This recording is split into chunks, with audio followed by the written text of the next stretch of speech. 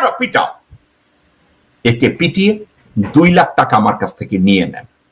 একটা সুযোগ দেন আপনাকে এই টাকাটা দেয়ার। আমি দেশের দালাল, আমি বাংলাদেশের দালাল। একে ধরে উলঙ্গ করে পিটিয়ে দেন।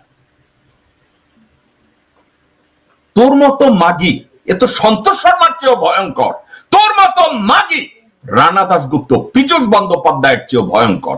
তোর মতো মাগি সুভাষ সিংহ রায়, শ্যামল দত্তের চেয়েও ভয়ঙ্কর। তুই তো মির্জা ফখরুলের চেয়েও ভয়ঙ্কর। এই 12 ভাতারি মাগি তারিনকে কেউ যদি জুতা পেটা করে 4টা জুতার বাড়ি দিবে। এবং আমি যেই কথাগুলো বলছি এটা তাকে বলবে। এবং আরো একটা কথা দর্শকবৃন্দ, আমি আপনাদেরকে রিকোয়েস্ট করব, এই মাগির কোনো নাটক আপনারা দেখবেন না। এই মাগির কোনো অভিনীত কোনো কিছু, কোনো অনুষ্ঠান, এই মাগিকে বয়কট করুন।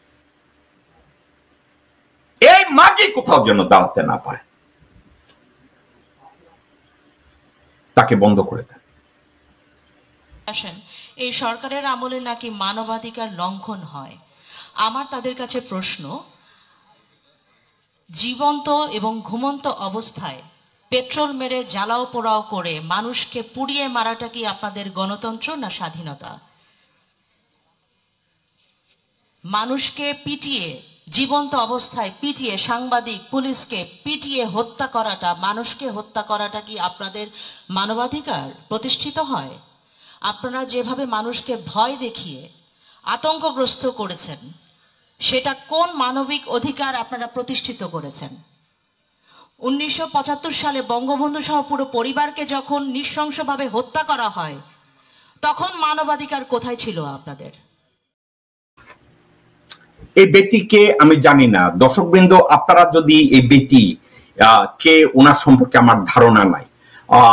একজন ভদ্রলোক আমাকে লিখেছেন, ওনার নাম খেন ইয়ামিন, উনি লিখেছেন তারিন।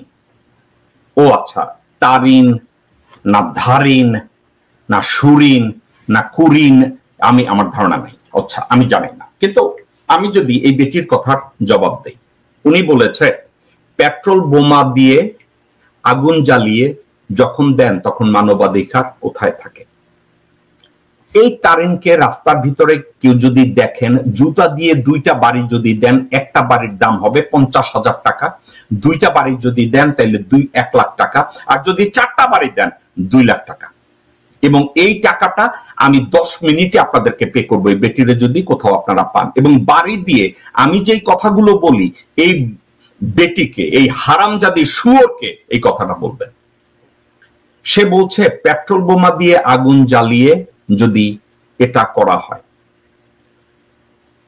হারামজাদি বেটি, বাংলাদেশে যতগুলো পেট্রোল বোমা দিয়ে কারো গায়ে আগুন জ্বালানো হয়েছে, এর প্রত্যেকটা, এই বোমার পাউডার এবং পেট্রোল বোমের প্রত্যেকটা লজিস্টিক এবং সাপোর্ট এসেছে ইন্ডিয়া থেকে। এবং এইগুলা এনেছে পঙ্কজ দেবনাথ নামের একজন বোমাবাজ। পঙ্কজ দেবনাথ তার বিহঙ্গ পরিবহনে ভারত থেকে বোমা বানানোর ম্যাটেরিয়াল এনে বরিশালের মেহেন্দিগঞ্জে বসে এবং ঢাকায় আকে মিশন রোডের হিন্দু মন্দিরে বসে এই বোমাগুলো বানানো হয়েছে। এখন এই তারিন না সুরিন না কুরিন, এই বেটি যখন ওই বোমাবাজ আর পেট্রোল বোমার রেফারেন্স দেয়, এই বেটি আমাকে কি জবাব দিবে যে লগি বৈঠা দিয়ে রাস্তায় জয় বাংলা স্লোগান দিয়ে যখন আমার দেশের নিরীহ মানুষকে রাস্তায় পিটিয়ে হত্যা করা হয়েছে, তখন কি আপনি চোখ বুজেছিলেন আপনার মতো ভারতীয় দালালরা, যাদের নামটাই শুধু মুসলমান? 2013 সালের ফেব্রুয়ারিতে, যখন ফেব্রুয়ারি বা মেতে 5ই মে আমার ভাইদেরকে, হেফাজতের ভাই বোনদের ভাইদেরকে যখন শাপলা চত্বরে সরাসরি গুলি করে হাজার হাজার নিরীহ ছাত্রদেরকে খুন করা হয়েছিল, ওটা কি ছিল? মানবাধিকারের সুরক্ষা না মানবাধিকারের লঙ্ঘন? এই অভিনেত্রীকে জুতা দিয়ে 4টা বাড়ি দিয়ে 2 লক্ষ টাকা নেওয়ার মতো কেউ আছে? $2 লক্ষ টাকা নেওয়ার মতো কেউ আছে? যদি থাকে এই মাগিকে ধরতে হবে রাস্তায়, এই মাগিকে পিটাতে হবে রাস্তায়। যেভাবে বাবু নামের এক অভিনেতাকে কালকে না পরশুদিন হাবিবুল্লাহ বাহার কলেজের সামনে ধরে পিটানো হয়েছে, একেও পিটাও।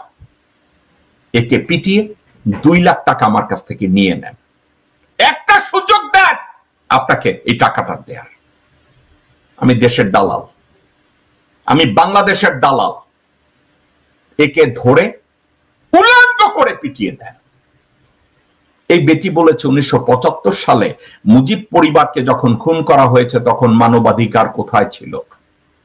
তারিন সিরাজ শিকদারকে যখন গণভবনে পিটিয়ে মুখের ভিতরে পিস্তল ঢুকিয়ে গুলি করে মারা হয় তখন মানবাধিকার ছিল?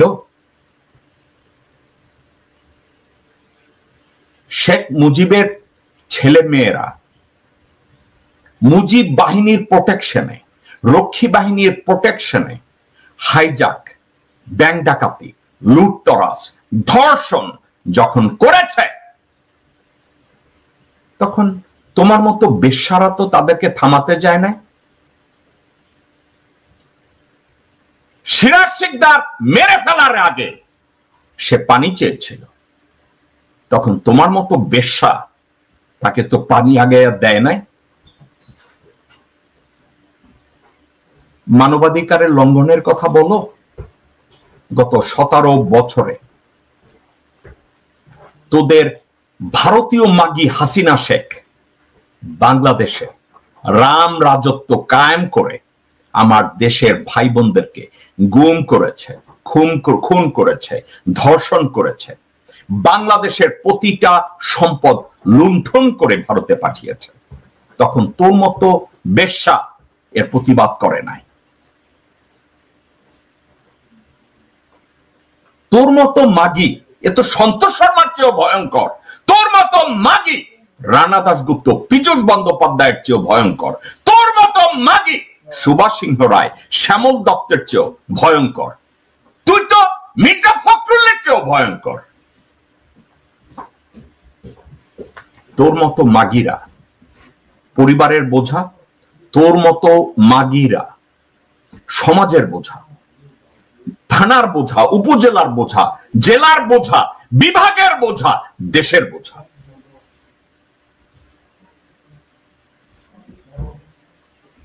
এই 12 ভাতারি মাগি তারিনকে কেউ যদি জুতা পেটা করে 4টা জুতা বাড়ি দিবে।